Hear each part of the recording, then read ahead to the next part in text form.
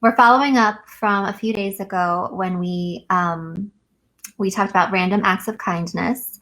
And one of my best friends started a thing early on in this whole thing called Random Crafts of Kindness, where she's just given people things that she's made. She has a vinyl printing so she does things like this, customized for people. And she's so creative and great. And so she's been sewing masks, and she sent us our masks. So here they are.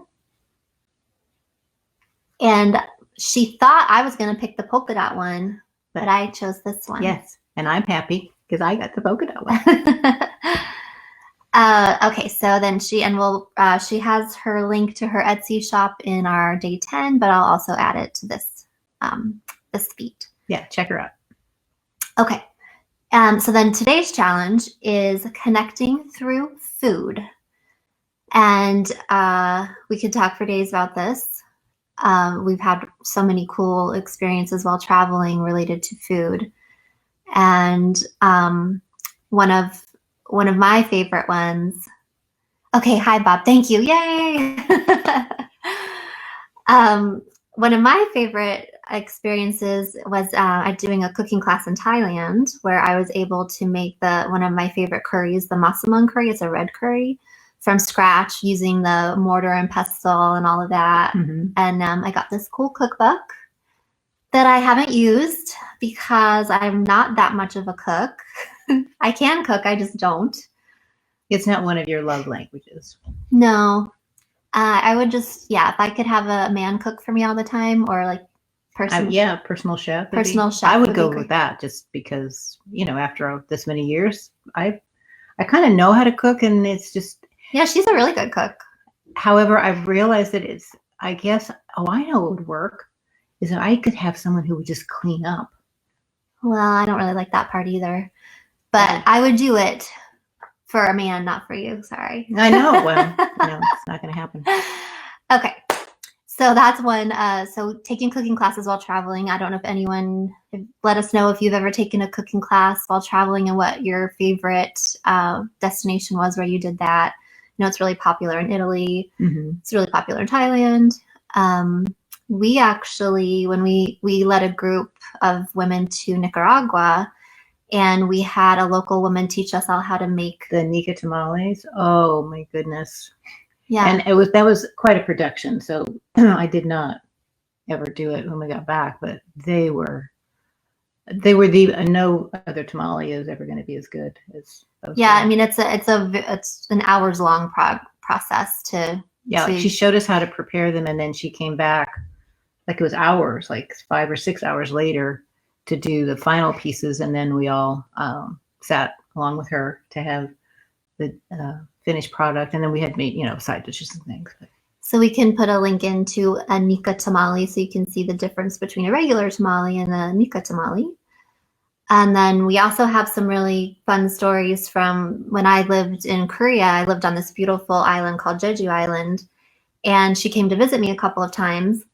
And one year that she came, we went to the mainland and just, explored the mainland of Korea. And the provinces there all kind of have their own specialty dishes. Mm-hmm. And so we would try to have kind of what that area was known for when we were in a different city or town. And tell me the name of the pancake again. Pajeon, Pajeon. It's really a yummy savory pancake that you can get there that's usually has green onions in it, but you can also get it like they have kimchi pajeon, and there's another name that I'm going to say wrong. It's it begins with a B. That you can have like shrimp and things like that too. And those are really delicious. And there's a soup that I love called sujebi that is a ripped dough pasta. Pasta soup. Mm-hmm. That's super delicious. There was a restaurant I used to go to all the time that had the best sujebi.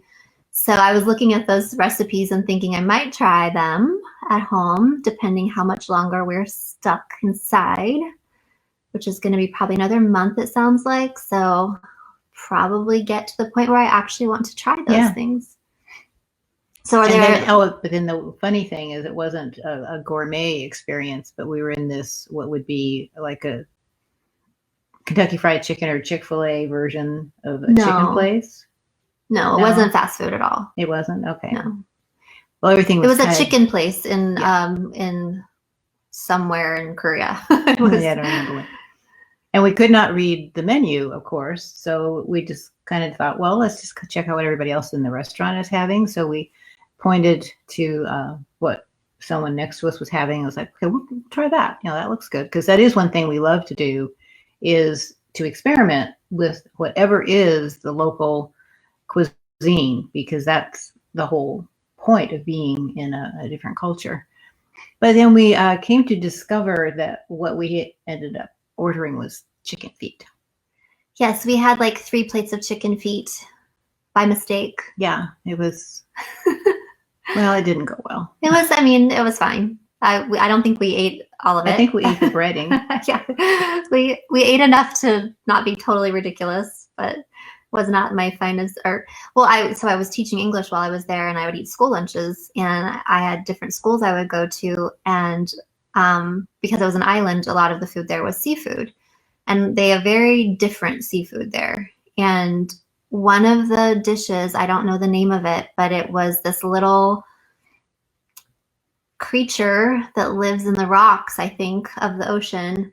And the kids were watching me eat it because they knew what was going to happen. And so I, had my metal chopsticks and I popped this thing in my mouth and I bit into it and it just squirted seawater into my mouth. And I, reacted as one would when that's a surprise.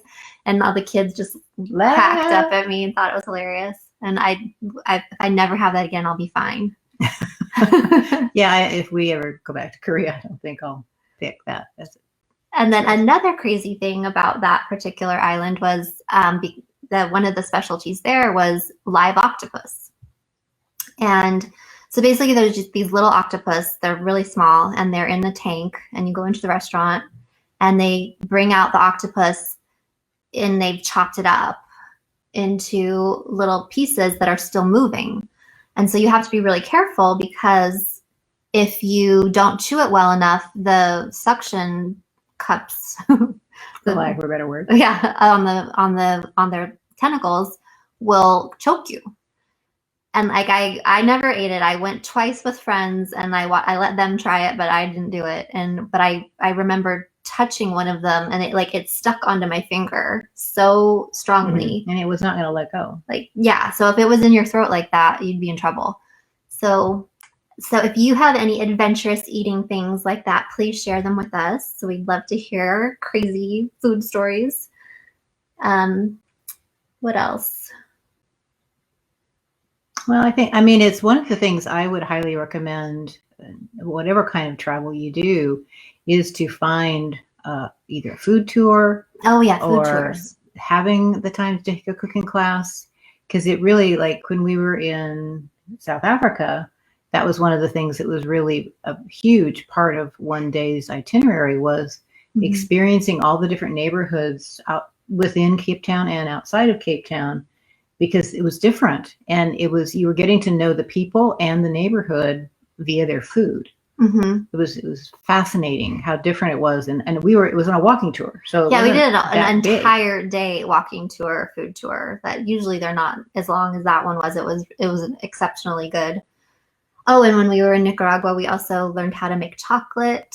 Yeah, time. We actually did a chocolate making class from the raw cacao bean from start to finish. That was I like that one. Yeah, that was really good. And we've done food tours in other places. We did a food tour in Charlotte, North Carolina. That was really great. Yeah, not necessarily your typical food, but you're thinking, okay, well, this is the South. It's going to be, same old, and no, that's not. So you can do that. I don't know that I thought that, but no, I thought there were some different things that I wasn't. No, I mean, I didn't have any expectations. Oh, I see what you're saying. So it's like even in your own, extended neighborhood. Yeah, when we can go out again, go on a food tour, support your local businesses and who can finally be open again, and do a food tour in your local area or wherever you go next. It's a really fun way. When we were in St. Thomas, you went on a food tour that you didn't like, but then a colleague of ours went on a tour that same day and had a really great experience. Mhm. So it can be hit or miss. So it is important to check who you're going through and, see reviews and things like that. Right.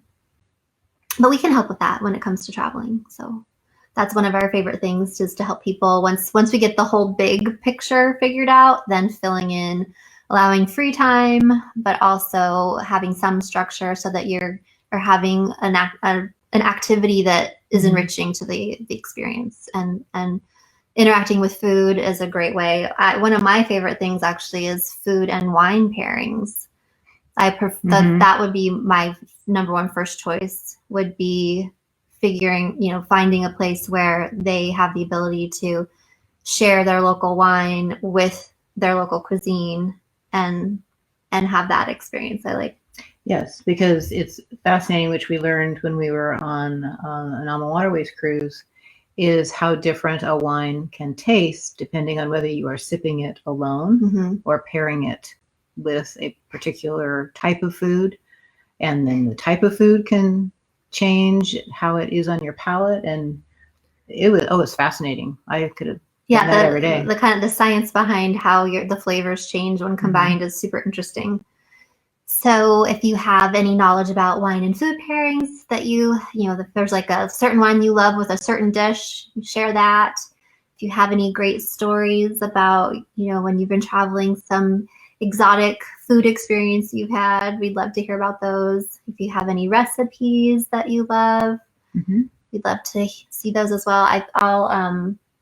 I'll do a photo of the Massaman curry recipe that I love from Thailand, as well as links to Pajan and Sujebi if you're interested in Korean food that you maybe haven't heard of before.